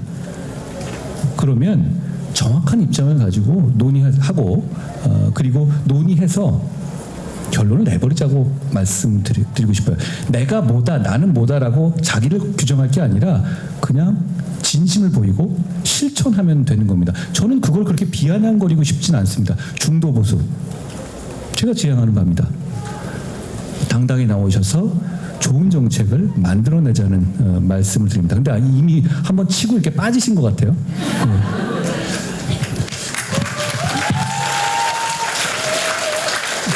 말씀하신 이제 상속세 부분 조금 첨언드리면 제가 예전에 관련 기사를 쓰면서 찾아보니까 그렇더라고요.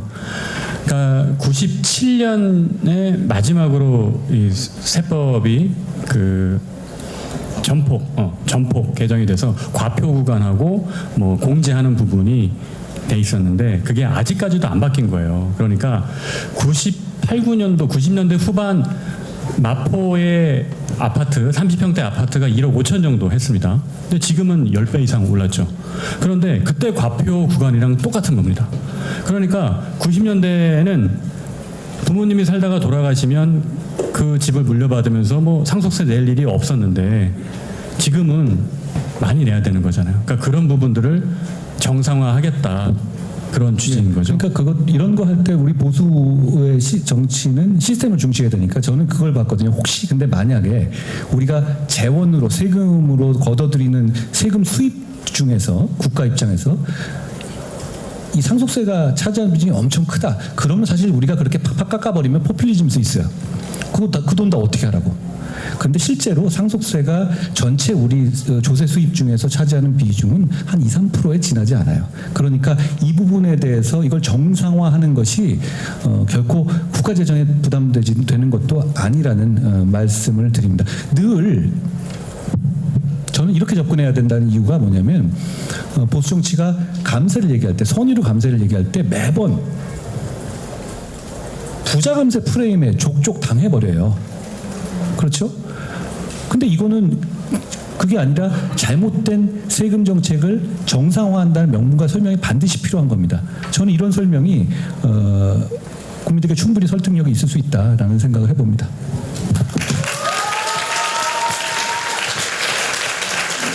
말씀하셨던 내용 중에 가장 와닿았던 것은 그 상속세의 원래 취지가 이제 진짜 부자들한테 걷는 거였다. 그러나 지난 30년 가까운 시간 동안 뭐 과표와 공제 이런 부분들을 우리가 손을 안 대다 보니까 지금은 일반 중산층들도 세금을 내야 되는 그런 상황에 처했고, 그래서 정상화라는 표현이 되게 와닿았던 것 같아요. 정상화를 해야 된다라는 말씀을 해주셨고, 그리고 앞서서 이제 복지정책 얘기해 주셨는데 아마 여러분 다 아실 거예요. 책에 보면은 되게 요즘 말로 하면 신박한 아이디어가 있어요.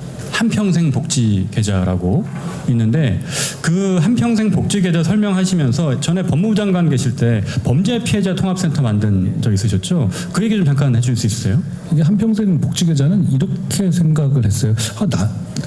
저는 여러분 어떤 복지 혜택을 국가로부터 받고 계신지 아십니까? 그러니까 매번 불만 아닙니까? 나라가 왜 나한테 해주는 게 하나도 없어? 다 이렇게 생각하지 않습니까? 많이 해주고 있어요. 근데 우리는 받은 건 그냥 잊어버리고 0에서 항상 얘기를 하잖아요. 그런데 그러다 보면 국가가 해주는 그것도 제대로 찾아 먹지도 못합니다. 그런데 그게 굉장히 많은 곳에서 공급자 기준으로 복지를 주고 있어요. 그러니까 받는 사람이 총 어디로부터 얼마만큼 받는지를 통계를 잡고 있지가 않습니다. 그러다 보면 중간에 누수도 많고, 그리고 받는 사람 입장에서는 내가 국가로부터 너무 안 받고 있는데라고 생각하기 쉽습니다. 저는 그런 차원에서 국가로부터 받는 모든 복지 혜택을, 현금성 혜택 그리고 서비스성 혜택 모두 포함해서 하나의 계좌로 관리하는 사람 1인당, 그래서 모아두려는 아이디어를 말씀드린 거예요. 왜 그러냐면 지자체라든가 각각의 경우 비슷한 걸 되게 많이 합니다. 그런데 이걸 이상적으로 말한다면 통합하면 좋겠지만 그거 현실적으로 어렵습니다. 각각의 다 비즈니스가 생긴 상황에서 어려운데, 다만 받는 사람 기준에서 하나로만 모으게 되면 받는 사람 기준에서야 어디서 오든 뭔 상관입니까? 그걸 쓸 수 있게 하고, 그리고 필요한 경우에 내가 필요하지 않는 경우에는 일정한 조건 하에서 다른 복지로 전용할 수 있게 하나의 계좌로서 관리할 수 있게 하자라는 게 제 생각입니다. 제가 이 생각을 왜 하게 됐냐면, 첫째는 제가 당대표 할 때 한전에서 여름에 아주 어려운 분들 그 전기요금 깎아드리는 그런 걸 한 적이 있어요. 어렵게 했었는데 그때 130만 정도 되는 기초수급자 대상으로 깎아드렸거든요. 면제해드린 거죠. 8월, 9월, 7, 8월, 7월 정도였습니다. 너무 더울 때였으니까요. 그런데 재원이 조금 더 있더라고요. 그래서 좀 더 넓혀보자라고 했는데 저희가 그 넓혀보는 기준을 못 잡았어요. 그런 관리를 아무도 안 하고 있습니다. 기초수급자는 쉬운데, 그렇지만 그 다음 넘어간 다음 단계는 도대체 우리 국민의 어떤 분들이 지자체 포함해서 어떤 혜택을 받고 있는지에 대해서 파악이 안 되는 겁니다. 그러니까 기초수급자 위주로 계속 가는 거예요. 왜냐하면 복지를 주는 사람 입장에서는 마음 편하잖아요. 기초수급자시니까. 그렇기 때문에 이걸 한데 묶어야 한다는 아이디어를 제가 그때 생각했고요. 그리고 법무장관 할 때 보면 범죄 피해자들이 있는데 각각 여가부, 법무부, 경찰, 소비자 각각의 경우에 범죄 피해자에 대한 구호센터를 다 운영하고 있어요. 그런데 그 범죄 피해자 입장에서는 각각의 경우에 가서 서로 간의 서비스가 뭔지도 모르는 상태에서 아무 데나 가서 돌아다니면서 해야 되는 거예요. 결국은 이건 한데 뭉치는 것이 소비자의 편익을 극단적으로 증대시키는 효과가 있습니다. 이 정부 영역에서도. 그래서 제가 뭘 했냐면 오프라인으로 각각의 기관들을 한 군데 모으고, 피해자가 오시면 어차피 한 건물에서 그걸 해결할 수 있잖아요. 그렇게 통합센터를 만들었거든요. 반응이 굉장히 좋았습니다. 피해자 입장에서는 법무부 서비스든 여가부 서비스든 그게 뭔 상관입니까? 좋은 서비스를 받으시면 되는 거지.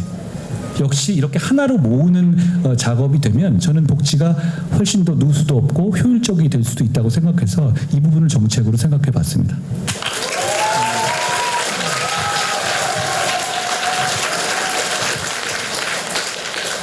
저는 한평생 복지 계좌를 듣고 어떤 생각이 들었냐면 보수의 현실적인 설득력 있는 복지 정책은 이런 거구나 느꼈어요. 왜냐하면 우리가 복지 정책이라고 하면 그냥 무조건 세금에서 퍼주는 그런 생각을 하게 되는데 말씀하신 이 정책은 지금 있는 재원을 가지고도 제도를 효율화해서 각각의 그 수혜자들이 받는 혜택을 최대화하는 거잖아요. 그래서 복지 재원은 막 퍼주지 않더라도 각각이 느끼는 복지 혜택은 크게 가져가는 이런 부분이 저는 상당히 좀 경쟁력 있는 거 아닌가라는 생각을 했습니다. 자, 그리고 이제 오늘 대담에서는 이제 마지막 질문인데요.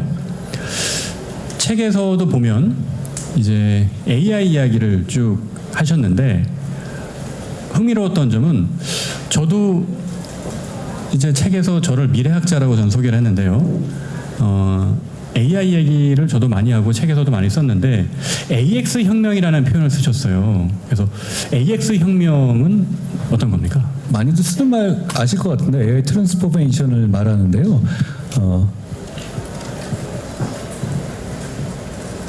우리가 지금 여기에는 숟가락 얹어야 됩니다. 지금은 우리가 다른 것보다도 늦지 않게 AX 혁명에 AI 시대에 숟가락을 얹어야 돼요. 그러면 우리는 삽니다. 복잡할 거 없습니다. 그것이 정치가 그 문제를 전폭적으로 지원해야 합니다. 산업혁명 시기랑 비슷합니다. 그 시기에 그냥 증기기관이 아니라 그냥 사람들 러다이트 운동 생각하면서 그냥 우리는 옛날까지 남았겠어. 그러면 어떻게 되겠습니까? 그럼 우리 미래가 없습니다. 지금은 분명히 결단해야 될 때라고 생각합니다. 그 결단에 대해서 여러분이 지지해 주십시오. 이 길은 분명히 맞거든요. 애매한 거면 이렇게 안 해도 돼요. 지금은 AI 시대에 우리가 대한민국이 올라타야 합니다. 그 과정에 대해서 정부가 그리고 정치가 움직이는 점을 지원해 주십시오. 그건 우리의 살 길입니다. 얼마 전에 이재명 대표가 제가 이 대표 얘기 잘 안 하려고 그랬는데요. 엔비디아 같은 기업을 해서 30% 얘기를 했었는데요. 그러면 엔비디아 같은 기업이 왜 여기서 나옵니까? 그렇지 않습니까? 그리고 정말 위험한 분이다라는 생각을 다시 했습니다. 그건 남미에서 독재 정권이 국유화하던 그림 아닙니까? 정반대로 가야 합니다. 이 대표가 말하는 국부펀드가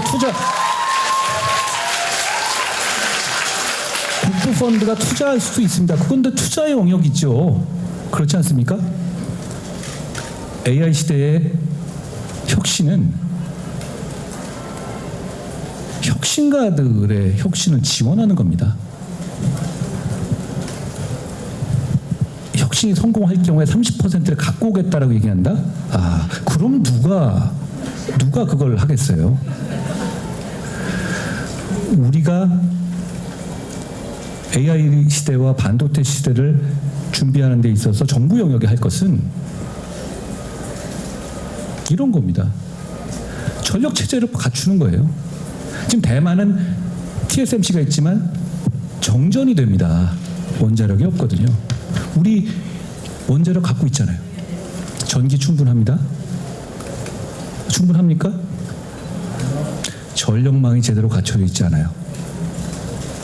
그거 제대로만 갖춰도 우리는 경쟁력이 있습니다. 우리는 다른 거 할 게 아니라 GPU 구해주고 전력 준비하고 이겁니다. 나머지는 민간이 해야죠. 우리가 뭘 압니까? 우리가 아는 정도는 뭐가 필요한지를 알고 전폭적으로 지원해주고 거기에 대해서 실패를 두려워하지 않게 제반 여건을 만들어주는 게 전부입니다. 괜히 폼 잡으면서 엔비디아 얘기하면 30% 갖고 간다? 아니 그건 그 동네 창피한 일 아닙니까? 여러분 그참에 전 이 얘기도 드리고 싶어요. 우리의 전력 정책에 있어서 저는 아리백을 폐기해야 된다고 생각해요. 다소 도발적으로 들릴지 모르겠습니다만 지금 이재명 대표나 민주당은 자꾸 풍력이니 뭐니 기후 얘기하잖아요. 우리나라에 맞지 않습니다. 우리나라는 동서로 긴 나라가 아니에요. 우리나라에 맞지 않아요.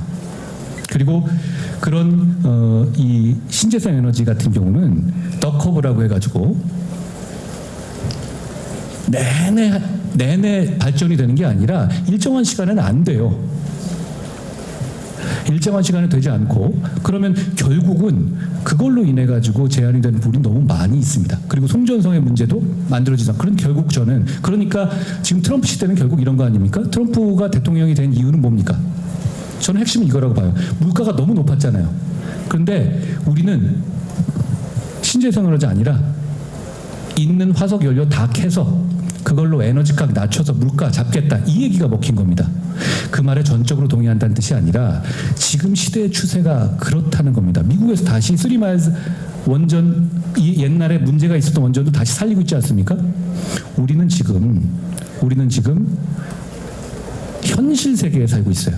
현실 세계의 세계적인 트렌드에 맞춰서 제대로 된 전력, 그러니까 AI 시대와 반도체 시대를 제대로 지원할 수 있는 전력 체제를 갖춰야 한다라는 말씀드립니다. 물론 신재생 에너지 문제는 저는 산업 차원에서는 당연히 장려해야 된다고 생각해요. 그렇지만 그 신재생 에너지의 비중을 늘려서 AI 시대와 반도체 시대를 준비한다? 그건 허황된 소리입니다. 그래서는 안 됩니다. 그래서는 우리가 이 AI 시대, AX 시대에 숟가락을 얹을 수가 없습니다. 저는 아직도 이재명 대표가 그분이 이제 아리백을 좋아하시잖아요. 아직도 아리백 얘기하고 싶은 건지 묻고 싶어요. 그거 지금 미국에서도 지금 안 합니다. 왜냐하면 왜 안 하겠습니까? AX 시대, 반도체 시대에 그런 논리로는 뒤처질 수밖에 없기 때문이죠. 이 말씀 드립니다.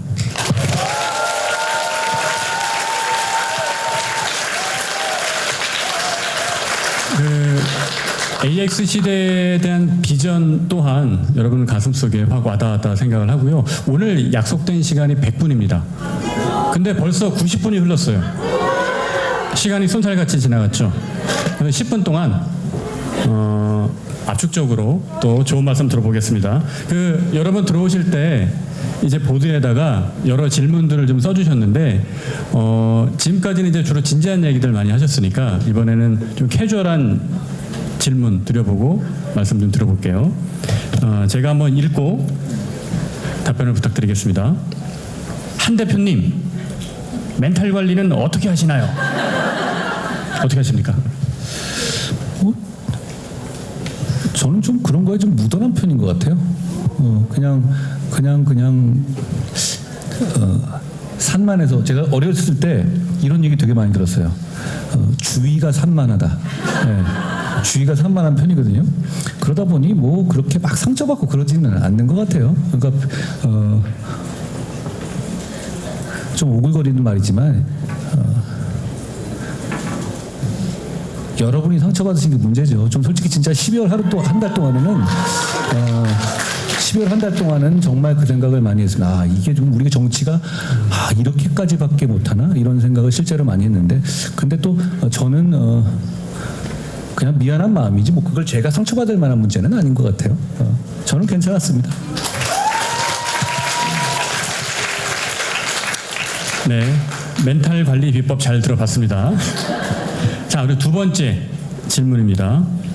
평소 만화책도 즐겨 보신다고 들었습니다. 만화책 추천해 주십시오. 유명한 만화들은 다들 저도 한 번씩도 섭렵하고 그러는데요. 원피스 좋아했고요. 원피스의 조로를 좋아했습니다. 예. 근데 그런 시리즈 말고 제가 갑자기 근데 이거 진짜 저한테 미리 안 알려주시는군요. 지금 그럼요. 이렇게 갑자기 제가 그냥 알아서 떼한 거거든요. 이거 사전에 짜고 하고 그런 거 없습니다. 네. 제가 만화를 보면서 이 만화는 멋진데 이런 만화를 기억나는 갑자기 지금 생각납니다. 제가 제일 좋아하는 만화는 아닌데요. 약해지지만 않는다면 괜찮은 인생이야라는 만화가 생각납니다. 세스라는 사람이 쓴 만화책 아마 절판됐는지 나와 있을지 모르겠어요. 그런데 그걸 보면서 약해진다는 의미가 이 사람은 이렇게 생각하는구나라는 생각을 했어요. 그렇게 무거운 만화책은 아닙니다. 겨울이 가기 전에 한번 보셔도 좋을 것 같은데요. 저는 재밌게 봤습니다.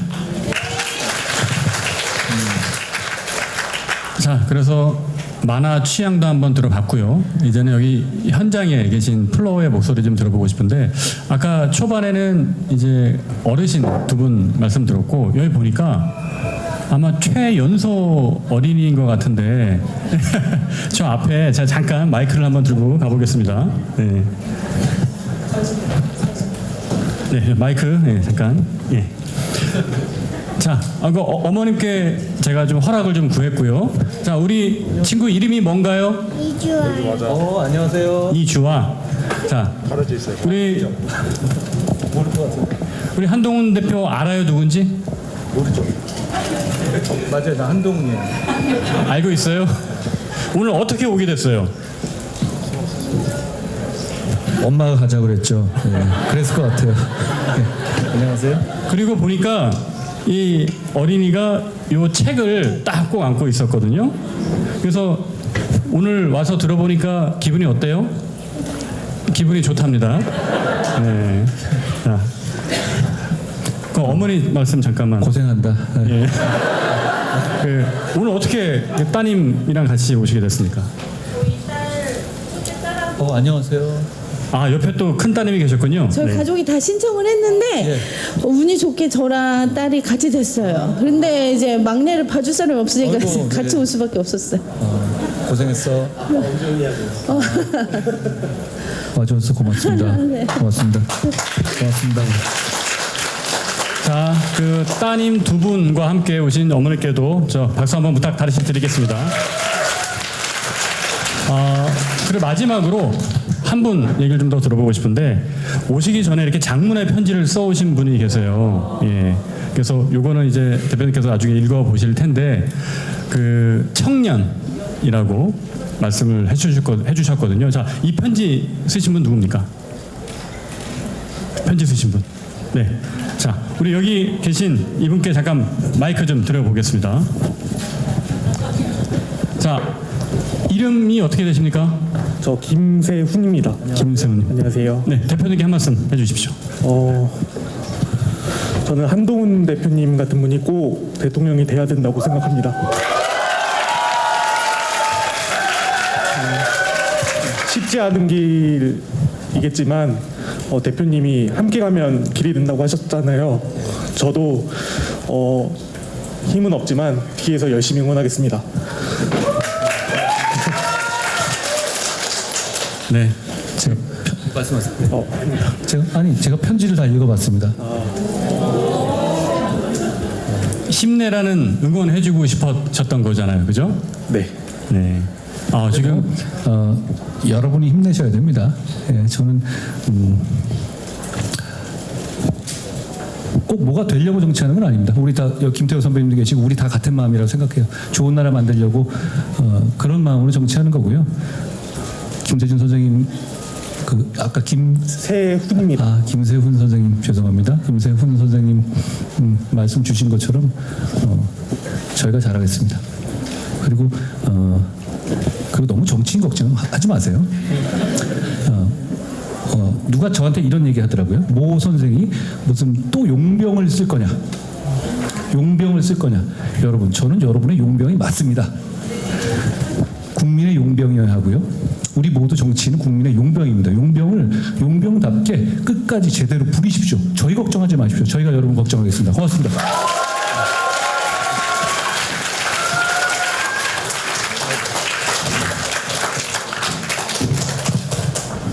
네, 어느덧 약속한 100분의 시간이 모두 끝났습니다. 아쉬운 점도 많으실 테고 또 대표님께 듣고 싶은 이야기가 더 있을 거라고 생각을 하지만 또 그런 아쉬움은 또 여운으로 남겨놓고 앞으로의 행보를 또 지켜보도록 하겠습니다. 자, 마지막으로 그 대표님 한 말씀 듣고 오늘 이 행사는 마치도록 하겠습니다. 자, 뭐 혹시 마음에 드는 질문이 있으신가요? 이 중에서?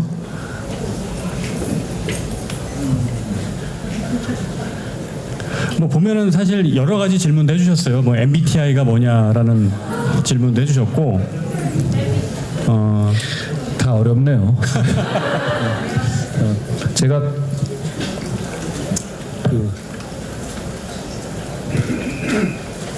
요즘에 이런 생각을 합니다. 이게 정치가 참 어렵습니다. 그 생각을 계속 더 점점 더 하게 됩니다.